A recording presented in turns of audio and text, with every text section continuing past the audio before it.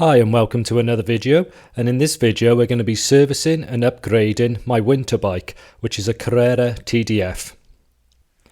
And despite the bike still functioning properly and as it should do, it's starting to look a bit tired and the parts are getting a little bit rusty, so we're going to be swapping out quite a lot of the parts. This year is not a free hub, it's a Freewheel, which is an older design, so I'm going to be swapping out the wheels as well so that I can fit a free hub, and that'll give me a larger range of cassettes to choose from in the future. The crankset is actually spinning beautifully, but I am going to be swapping it out as I want to fit a hollow crankset. So we're going to be removing the square taper bottom bracket and fitting external bearings so we can do that. And yeah, the brakes, there's nothing wrong with them, they just need a clean and a service, but I have got other brakes that I can fit on here that comes from a donor bike. In fact, all of the parts that I'm going to be fitting, save for the handlebars, are all coming off a donor bike. There was also once a project bike. So the first thing we need to do then is to get the bike stripped down to the frame. And yeah, despite the signs of rust and wear on the bicycle, it actually came apart nice and smoothly and didn't give me any problems whatsoever, which isn't always the case. Having the right tools available, especially in the case of the bottom bracket, can make the disassembly process so much easier. And I was expecting a few problems with the bottom bracket, but it wasn't too bad.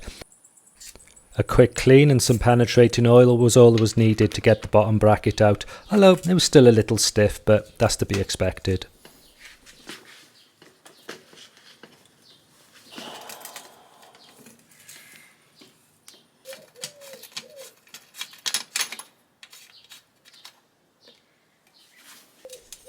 Here we can see the bottom bracket coming out, and these are quite a substantial weight saving if you get rid of these and switch to external bearings, which is what I'm planning to do. And as we're putting the parts on the bicycle, I'm going to be comparing the weights with the new parts that are going on there. It's not a weight weenie project, but I'm looking to save weight where I can, and I'm curious to see what the results will be, as this is certainly not going to be an expensive build. And to keep it as a budget build, I'm going to be putting all of the new parts on from a donor bike, which was my Bianchi hill climb bike. So we're swapping out all of the old Shimano stuff, and we're going to be changing it now to 10-speed Campagnolo Veloce. And even though Campagnolo Veloce is the bottom end of the Campagnolo range, it's still a significant upgrade from the Shimano Tourney that this bicycle was running originally. I find the Campagnolo don't really do budget group sets, but obviously they do have to have a starting point, which is where the Campagnolo Veloce falls into.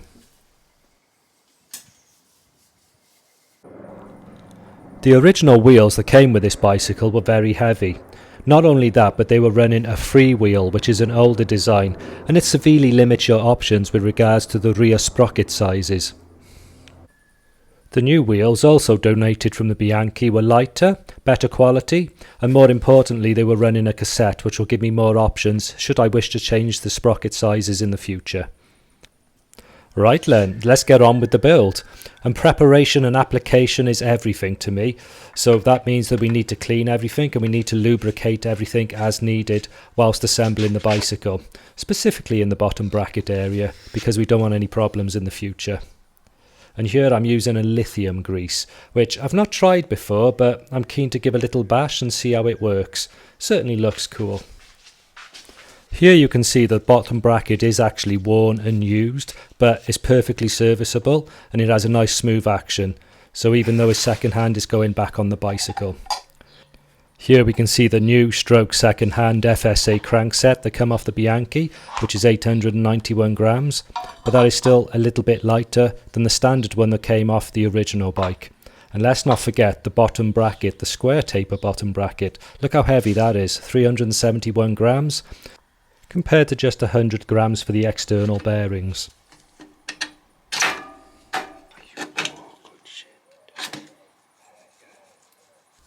Here you can see the FSA crank arm going on, and you might, if you look closely, see that it has a self-extractor, which once I got my head around it is a feature I really enjoy.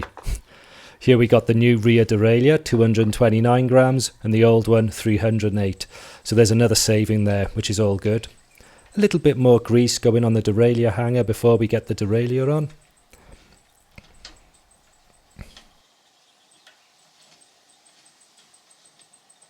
and the all-important torque wrench to make sure things don't come loose or be over-tightened. There's another small weight saving to be gained from the front derailleurs, nothing significant but it all helps. And here we're just greasing the parts and making sure that everything runs smoothly once the bike's put back together.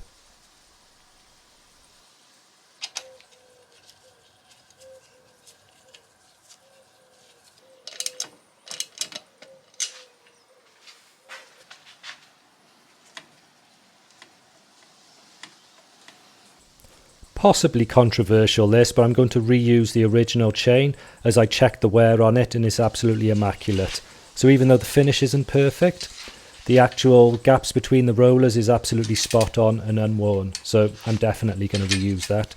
And it's already cut to size, which is absolutely perfect.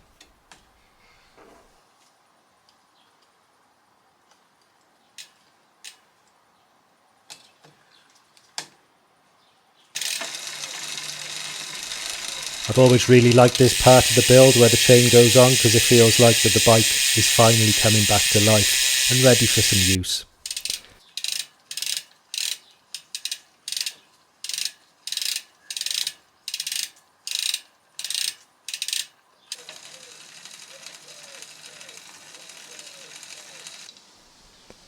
Again, more donor parts from the Bianchi and a little bit of copper grease this time going onto the threads to stop them from seizing into the crank arms.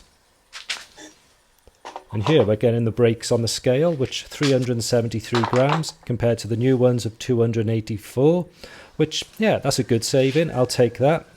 And again, the torque wrench is going to come out for fitting these to make sure that they're just tight enough. Onto the front brake and a little bit of copper grease because this area is so prone to seizing. It gets a lot of spray and crap from the road going over the threads, which is really not good for them at all. And here I'm actually using a titanium nut to hold it on. Seems a little bit extravagant, but it's all I had kicking around in my spares box. And here I'm just putting a little bit of grease onto the spring slider and a little bit of chain oil onto the pivot points, just to keep things running nice and smoothly.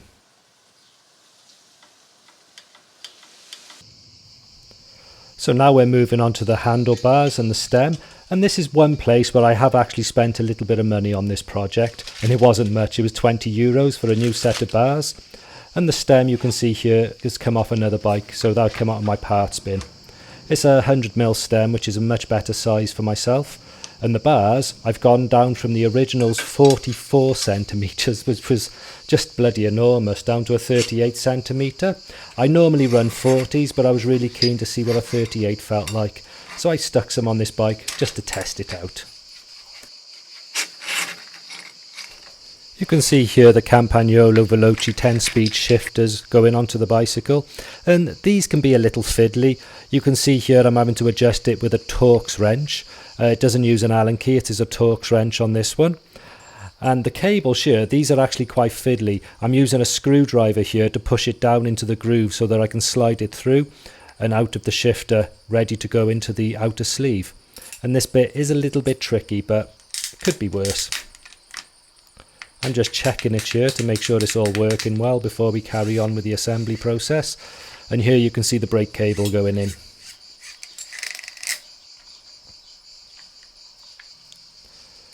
The outer sleeves that I'm fitting here I've actually kept from the original build, so yeah, I didn't see any point in changing these. They were working perfectly fine, but the cables themselves, they were a little bit worn, so I've whipped them out and replaced them with brand new cables. So I suppose that's another part of the build where I've actually spent some money on, but it really wasn't a lot. The cables here, they don't actually have a ferrule on the end when they go into the shifter. It's just the bare cable out that slides in and holds it in position that way. You only need a ferrule on the other end where it slides into the barrel adjuster.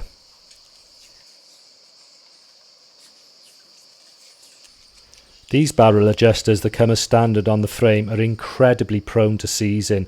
You're lucky if you can get them out, so I'm giving these a good lube with some copper grease before assembling them back onto the bicycle.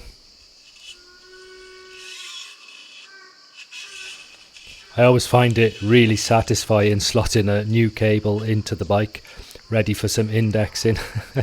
I don't know why, I just find it really satisfying. But yeah, with the rear derailleur, which is what I'm cabling up here, it went together absolutely beautifully and indexed really easily, which for me I'll take, because I usually struggle with Campagnolo for some reason, but I found this one really simple. And the quality and aesthetics of the Campagnolo Veloce rear derailleur is so much better than the shit I took off of the bike.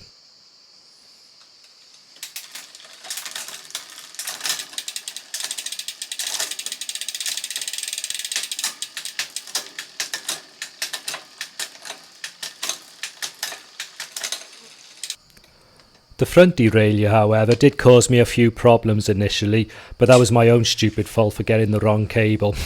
You do actually need a different cable to run with Campagnolo than you do for Shimano or SRAM. It's got a smaller end bit on it, and the larger end bit that I had was actually just jamming in the lever and causing me a few problems. But we sorted it out in the end, and once I got round to the indexing, it actually indexed beautifully. So yeah, I'm very happy. I've got a nice looking group set that actually weighs less than the original. As for the original Shimano group set, well, there's nothing wrong with it really. It works absolutely fine. It's what I would describe as agricultural. So it functions well, but it doesn't look very nice, and it's a little bit hefty in the build quality. I'm personally much more happy having a nice looking Campagnolo group set on my bicycle any day. I said earlier in the video that this wasn't going to be a weight weenie build, and it really isn't, but as I start to put the final touches together on the bicycle, my mind starts to turn towards the scales of truth. So let's get her on the scales and see what she actually weighs. I'm curious to see just how much weight we have saved. Actually, before we get her on the scales, let's do a little trick that I've learned, because I've realised that bicycles as standard come with excessively long seat posts. Obviously this is to accommodate the different sizes of riders, but once you know what your saddle height is, your seat post only has to come down a little bit past the seat stays to be safe. And this is something that I do on carbon fibre seat posts as well, and it costs absolutely nothing and can be quite a considerable weight saving. So I'm quite curious here just to see how much weight we can actually save. Let's take a look at the scales. And there we go, we got 68 grams saved just for cutting the bit of seat post off. Okay then, so it's time for the scales of truth, and here you can see what the bike used to weigh, which is 11.36 grams. That was completely as standard. And the new weight of the bike is now, drum roll please, 10.2 grams, which isn't bad considering that all I've changed was the group set and the wheels.